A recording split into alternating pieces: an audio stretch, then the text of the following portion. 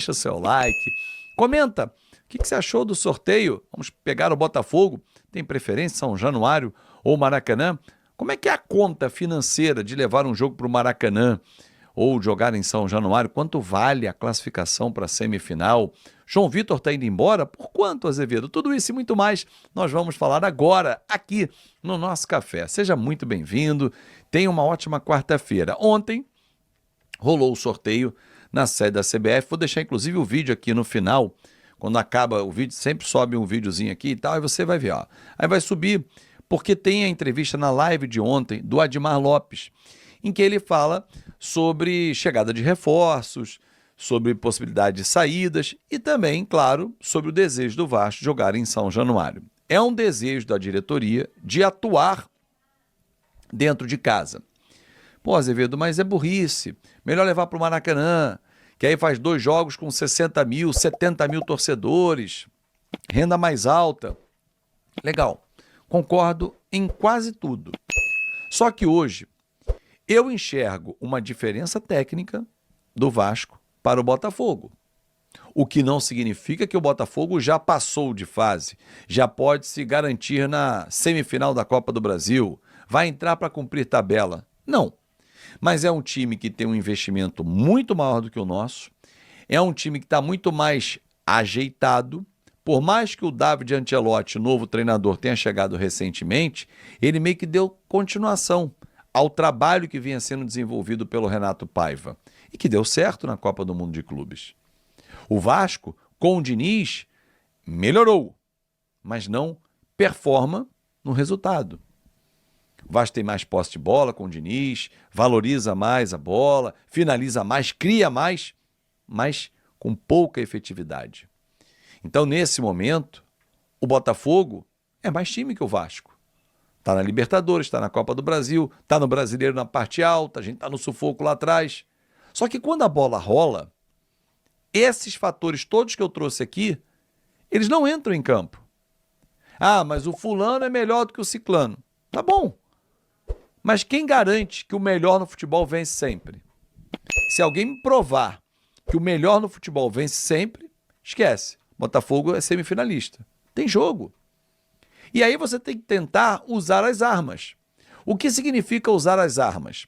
Por exemplo, cara, é você ter, um exemplo, São Januário, cabem só 20 mil, você vai destinar 10% para a torcida visitante e o BEP permite, é o único clássico que o BEP permite, é o Vasco e Botafogo, 2 mil botafoguenses, 18 mil vascaínos. Beleza. Jogo da volta no Newton Santos, ida 27 de agosto, volta 11 de setembro. 4.500 torcedores do Vasco, 10% da capacidade do Newton Santos. Fazer o quê? Ah, mas em São Januário, cara, a renda vai dar no máximo 1,5 milhão, 2 milhões com muito boa vontade, subindo o valor do ingresso e tal. Legal. Esquece o lucro, esquece o dinheiro nesse momento. Porque sabe quanto vale a classificação para a semifinal? 9 milhões e 900 mil reais. Então não passa na cabeça do presidente Pedrinho vender o mando de campo e não passa na cabeça de muitos dirigentes do Vasco. Pedrinho, eu não sei o que pensa disso. Levar o jogo para o Maracanã por conta de valores. Ah, lá, se eu jogar no Maracanã, primeiro jogo a renda é minha, porque eu sou o mandante. Se eu boto 5 milhões de renda, cara, o Vasco vai ficar com 2, 2,5 no máximo de lucro. No máximo. E aí no Maracanã, um time tecnicamente bom, como é o do Botafogo, você tira aquele fator que pode desequilibrar. Jogar uma pressão para cima do Botafogo. Ah, mas só tem jogador rodado. Mas é diferente jogar em São Januário que jogar no Maracanã. Então, ainda não há definição, mas a tendência é dia 27, São Januário, e dia 11 de agosto, jogar no Newton Santos. Bom, João Vitor, o jogador está sendo negociado com o CSKA Moscou. O Vasco fez uma contraproposta, recebeu a proposta vinda dos russos por 4,5 milhões de euros e o Vasco fez uma contra de 5 milhões e ficando ainda com um percentual dos direitos econômicos do atleta. Só para você poder entender a conta, como ela existe. João Vitor foi comprado em janeiro do ano passado por 6 milhões de euros junto ao Benfica, com o Vasco comprando 80%. Ou seja, o Benfica falou, tá, eu vendo, mas eu mantenho 20% aqui. Mas você, Vasco, pode comprar 10%. Se ficar na primeira divisão, mais €1 milhão. Você passa a ter 90%. Se ficar em 2025 também, compra a totalidade, pronto. O negócio vai ficar em €8 milhões. O Vasco vendendo agora, essa parcela, esquece. Benfica fica com seus 10%. O Vasco dos 90% quer ficar com um percentual de 20%, então ele vende 70% para o CSKA por €5 milhões. Bom negócio? Bom negócio. Até porque não podemos esquecer o salário. O João Vitor tem um salário altíssimo e mais 3 anos e meio de contrato praticamente. Na ponta do lápis, são mais R$40 milhões em despesa com o João Vitor. Se você pode botar no caixa agora algo em torno de R$30 milhões, por que não? Piton é um jogador que pode ser vendido? Pode, tem cidadania italiana. O Milan tem interesse nele? Não chegou nenhuma proposta ao Vasco. Mas é possível que ele seja negociado. Ryan, o Vasco quer segurar, mas sabe que tem uma valorização e clubes atrás do Ryan. Tanto que o Vasco quer renovar de novo o contrato dele. Queria até o fim de 26, quer antecipar essa renovação e fazer um contrato maior com valores maiores, porque sabe que ele tem potencial para sair por muito mais. Muito mais que eu digo, acima de 20 milhões. Hoje é um valor que se alguém chegar assim, eu compro o Ryan.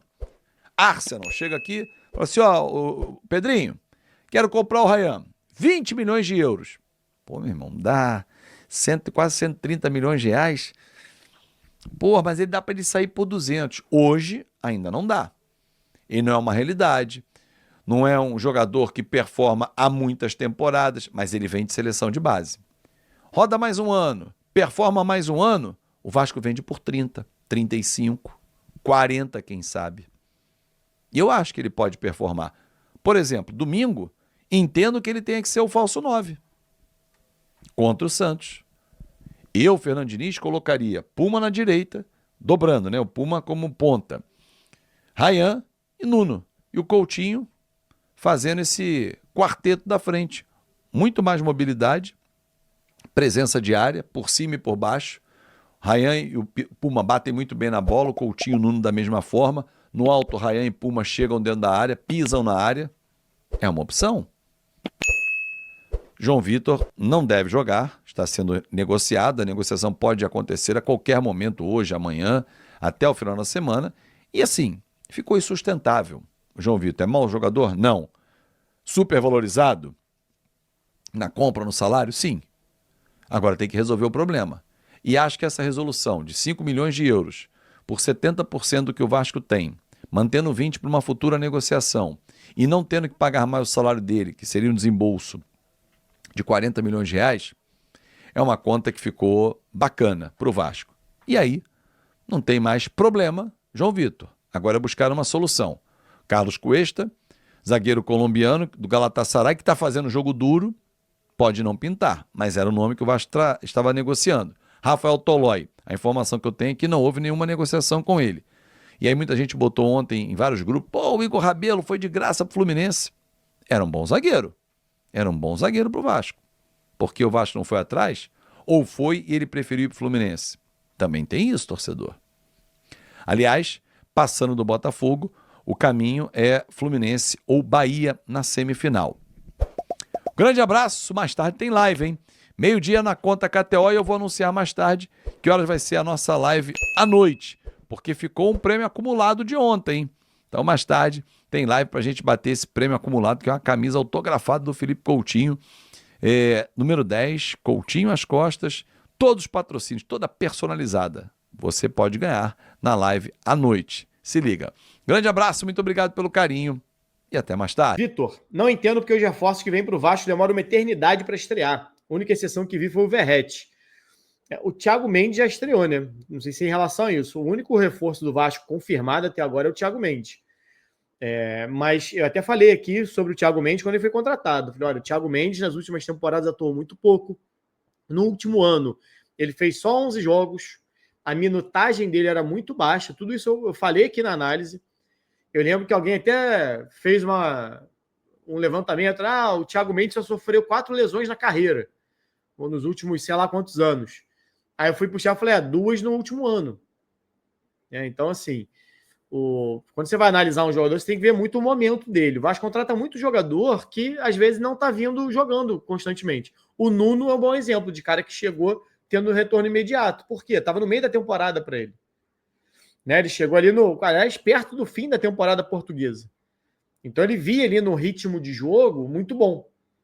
Quando você pega jogadores que... O Garré, por exemplo, o Garré estava na pré-temporada lá na Rússia. Estava até treinando, acho que na Turquia, se eu não estou enganado. Porque na Rússia estava muito frio, aí você tem a pausa ali do campeonato por conta do frio. Então são jogadores que às vezes não estão atuando constantemente. Para mim, um erro, né? A gente já falou sobre isso aqui muitas vezes, né? De você buscar jogadores que não estão na sua melhor forma física, não estão... O próprio Coutinho, quando chegou do Catar. Você precisa de um tempo ali de adaptação, de recondicionamento, cara, e o campeonato não te espera, né? O campeonato não te espera. Uma coisa é você fazer isso no início de temporada, ou então você tem que contratar mais rápido. Há quanto tempo que a janela está aberta? Mais de um mês.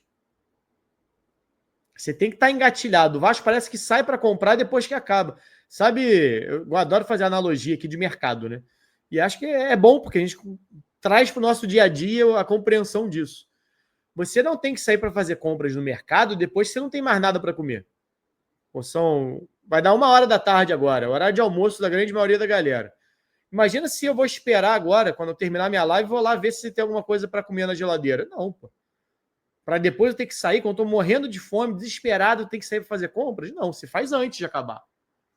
O Vasco, quando vai ao mercado, o Vasco espera começar para abrir o mercado, para ver a necessidade. Cara, tem que abrir a janela, você já tem 2, 3 caras engatilhados. A abertura de janela de transferência não é abertura de negociação. A abertura de janela de transferência é quando você começa a regularizar esses jogadores. Agora, a negociação, a conversa, tem que estar acontecendo o tempo todo. Quanto antes, melhor. Ainda que não seja oficialmente sentar ali numa mesa de reunião e tal, mas você pode fazer um contato ali com o empresário, conversar com o jogador. A gente tem interesse, pode ser daqui a 2 meses. Quando acabar o ano, para o ano que vem, a gente tem interesse no jogador tal, a gente viu o contrato está acabando e tal. Tem interesse? Tem, não tem? Você não pode esperar abrir a janela para agora vamos ver o que precisamos. Aí, já fez mercado com fome? Você vai gastar mal, cara. Você vai comprar o que não precisa. Você vai comprar na gula. Agora estou falando do mercado normal, sem ser futebol. Mas acaba sendo mais ou menos a mesma coisa. Começa a bater o desespero, as pessoas estão contratando, o time não está bem, se precisa. Aí você começa a ter que dar uma resposta e às vezes não é com a melhor compra possível. Salve, torcedor do Vasco da Gama, seja bem-vindo ao Vasco Full, todos os dias conteúdo exclusivo do Vasco para vocês. Antes de mais nada, deixa seu like, se inscreve no canal, ativa o sininho das notificações, assim você não perde nenhuma notícia do Vasco da Gama, o Vasco da Gama que está no mercado da bola, em busca de algumas contratações e também de reforços, né? O Fernando Diniz também vem sendo muito criticado no comando técnico do Vasco da Gama. O Vasco precisa melhorar, enfrenta o Botafogo na Copa do Brasil e tem tudo aí para melhorar agora com o Fernando Diniz. Deixa a sua opinião, seu comentário. Deus abençoe cada um de vocês. Tamo junto, forte abraço e vamos Vasco!